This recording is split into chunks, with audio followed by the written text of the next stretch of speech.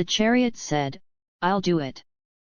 He thought that those ordinary people had never seen the world, and they might be stunned by then, although they couldn't do it themselves, but at least they were much stronger than them, and it was more stable to light the fire by themselves. Xiaoxie nodded and said, "Okay, you can go and order, everyone, bye-bye, wait to make money."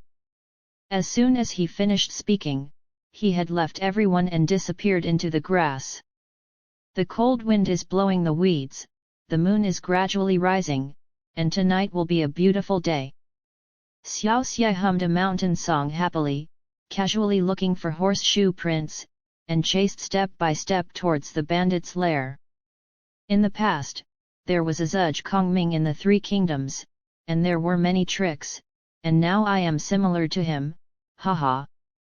Xiaoxie likes people to compare him to Zhuge Liang, and the earth often thinks of himself as this, because when he was a young paddle storyteller, he said that this Mr. Kongming was superb, and he had become a god-man, and he had become an idol in Xiaoxie's mind. As long as someone said about him, Xiaoxie was overjoyed, as if people had said about themselves. As long as there is a chance, Xiaoxie will compare himself to Mr. Kongming, and the result is always that the two are equal, each with its own merits. Of course, this time is no exception. The more he thought about it, the more he was happy, the more interesting it became, and he couldn't help but laugh. Hey, hey! I didn't think I could be as famous as Zhuge Liang, not bad, hee hee. Please enter this trick. I keep forgetting the fuck. The water tank is the water tank, and there are a lot of words that people can't understand. It's really bad. What's wrong with inviting you into the water tank? It's obviously just inviting you into the water tank.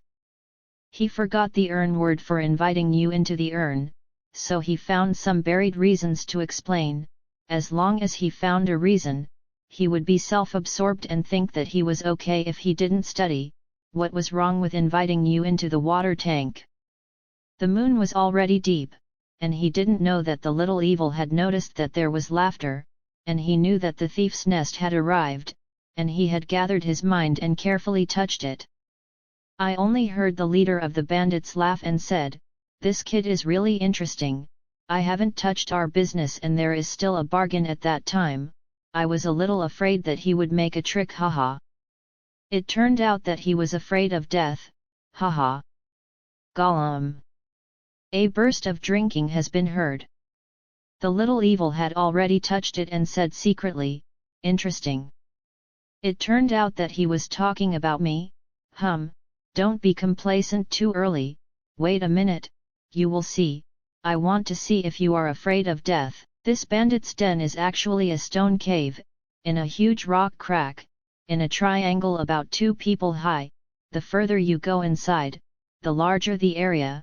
I see that the stone cave is full of many chests, clothes, ornaments that they have robbed, and so on and so forth.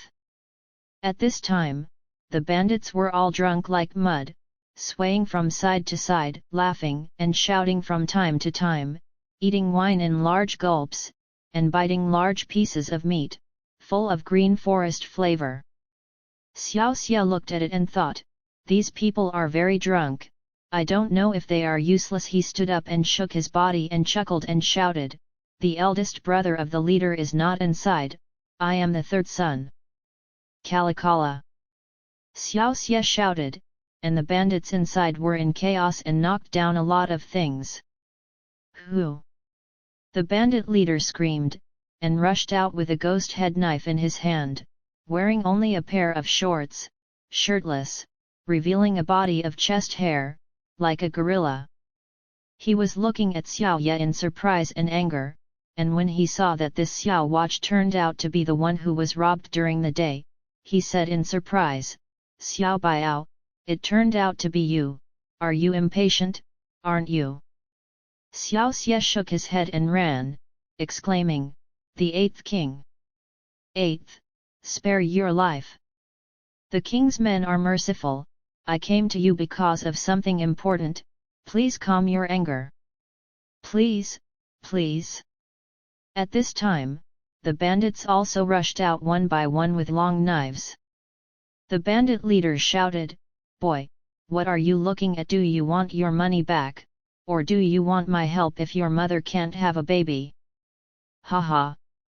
The bandits looked like a little-known watch, and the previous nervous hearts had disappeared, replaced by ridicule and teasing. He smiled, "I don't have a mother, I don't care about having children or not, but you still guessed half right, I came for the silver." The little evil stopped running forward, stopped and looked at the bandit head with a grin. The bandit head ghost head knife pointed at the little evil head and said sharply, "Boy, you are really good, you dare to come and ask for the silver alone, I will fulfill your filial piety." The little finger of the little evil hand gently pushed away the ghost head knife on his chest and smiled, "King, you misunderstood, I didn't come to you to ask for silver, look at me." He turned his body, "I just ate the guts of the leopard, and I don't have the courage to come to you for silver." "And what are you doing here?" At this time, the bandit group had already surrounded it. "Humph, I'm afraid you won't take the bait."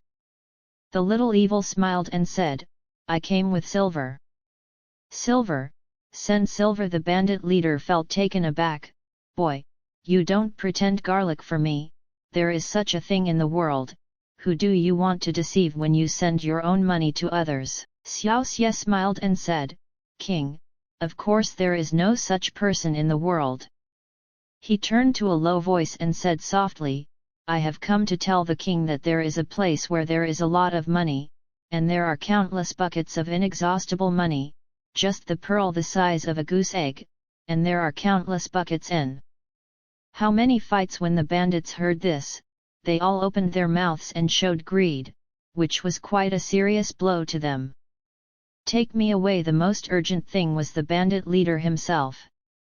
Since the robbery at noon, he has completely believed in Xiaoxie's words, and it can even be said that he has fallen in love with Yang Xiaoxie, and now there is suddenly good news.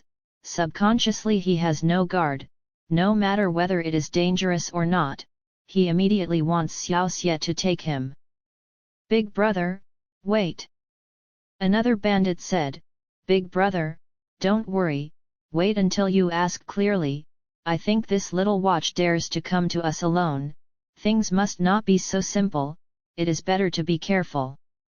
This man is not tall and very thin, with protruding teeth and triangular eyes, and he knows that he is a cunning man at a glance. This is the second ghost mouse Liang Shui. The bandit leader was immediately shocked by the second child's words, and the previous greed disappeared a lot, and he said sharply, "Boy, don't play tricks, as long as there is a little bit of me who thinks that you are cheating, I will make you blood splash 5 steps." Xiaoxie didn't care about this kind of small scene. He smiled and said, "King, what are you anxious about? I haven't finished my words yet, you guys are just nonsense, listen carefully, I only say once that if something is missed, I will be responsible." Xiaoxie has firmly caught the greed of these bandits, and he has invisibly gained the upper hand.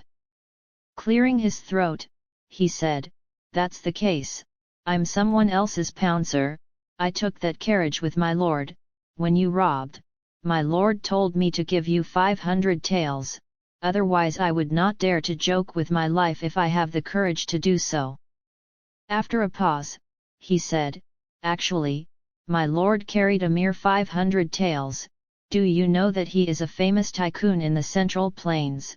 Just look at me, you have to believe it." He shrugged his shoulders, and sure enough, his appearance was outstanding, and although he was still radiant in the dark, especially the new clothes, which made people feel that he was different. Only then did the bandit leader realize that this kid was a bit rich and noble, different from others, since the servants were so shining, let alone the boss. His eyes lit up and he asked, Who is your master? Is it Chinese?"